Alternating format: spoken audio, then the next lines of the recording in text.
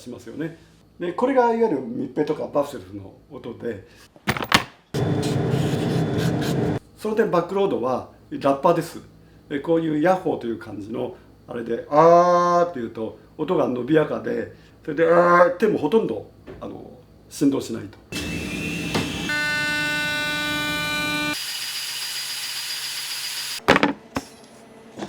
空気抵抗がない、音の抵抗がないので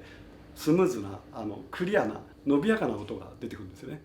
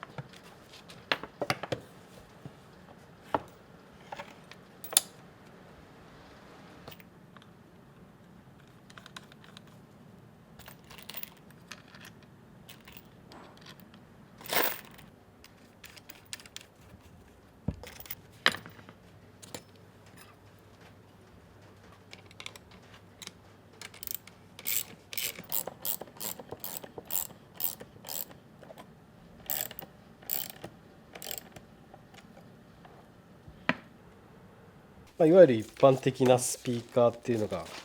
こんな形の密閉型と、バスレフ式みたいな、ここにバスレフポートがついてる、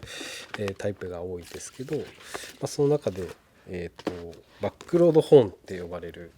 方式が、こういう形になってます。うちとちょっと特徴が違うのが、ここがカクカクしてて温度がこう何ですかね、直角で直角回ってるで、音がここの間に反射してもう低材波がちょっとボーっていうちょっと響いたような音になってしまうような、それをこれ全部積層式という方式で板でもこうカーブができるように、今まで不可能と言われた木製でもカーブの温度がこの積層式という板を重ねるという方式でこういう自然ないい音が出るバックロードが初めて完成したわけです。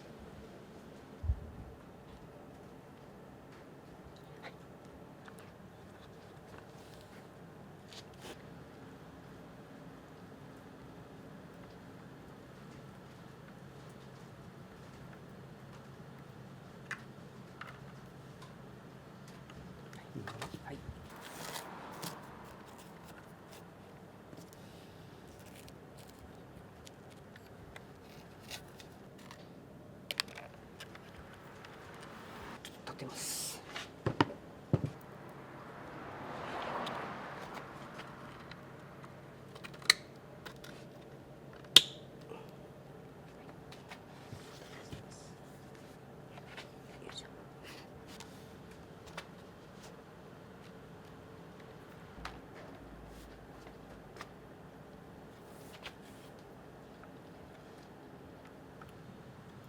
動きますかね。どうだろう。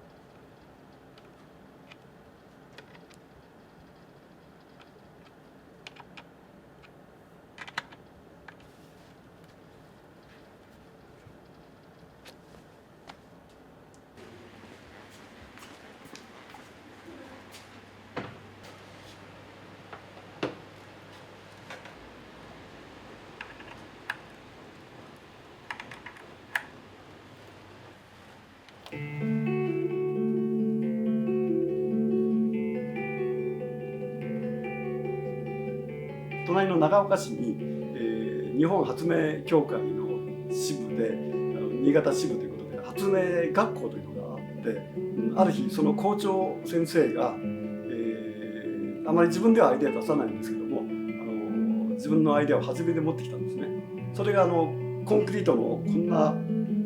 塊四角の塊で、そこにスピーカーユニットがついててコンクリートのバックロードホーンやっぱりこういうふうなカーブのコンクリートの中にこういうカーブの温度を後で開けるというのを特許と取られてそれをバックロードホーンに応用されたんですね。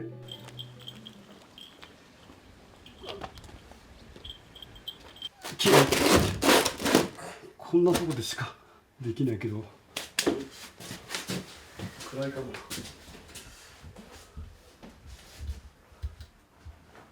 これ多分その本人が作った私が買ったもんですね。すごい汚い。これ改良型ですね、初代から。これ2代目ですね、私が作った最初の。先生ももうあんまり作らなくて腰が痛いとかなんか言って庭でこうシャブレでこうコンクリートを練って作ってたらしいんですけどもやっぱり初め一生懸命作ったんですけども本に飽きてしまって注文来てもなかなか作ってくれないんですよ。でそのうちにみんなから忘れ去られていたんですけども私はこんな世界でこんなユニークなスピーカーはないとこんなのをうずまれさせていくのもったいないと。で先生に電話かけてなんとか先生がやらないんだったら僕に後継ぎにさせてくれないかということでそれで特許はあったんですけども特許料一ついくらで長谷川さんにみんな作り方を教えるからということで教えてもらうはずだったんですけどもその直後入院されて入退院1年ぐらい繰り返して1年後ぐらいに亡くなってしまったんですよ。それでもう諦めきれずにちょっと藻が明けるのを待ってその家族に頼んでこういう約束をしたんだけども引き継がせてくれないかということでそして家族は今度親父の夢を叶えてくれるんだったらこんな楽しい嬉しいことはないということでぜひ続けて作ってくれということで許可を入れてもらって作ってたんですけどね。でも50年ぐらい前かな。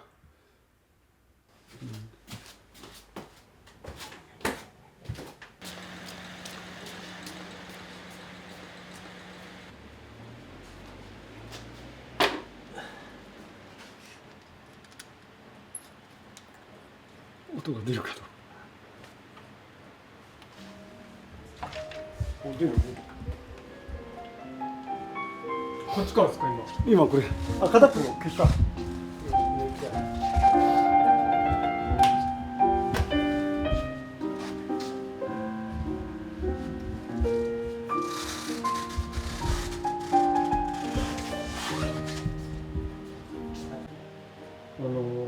どうですかこの音の感じは。久しぶりに聞いてみたんですけどもやっぱり音がすごいクリアですね。やっぱり木の振動がない逆にちょっとふくよかさが足りませんけどもこういう曲ではすごいピアノのタッチとかが鮮明ですね。いつかまた作ってみたいと思うんですけどコンクリート結構大変でもっと小さなものをコンクリートで作ったら面白いかなと思ってます。何十年ぶりに聴きました。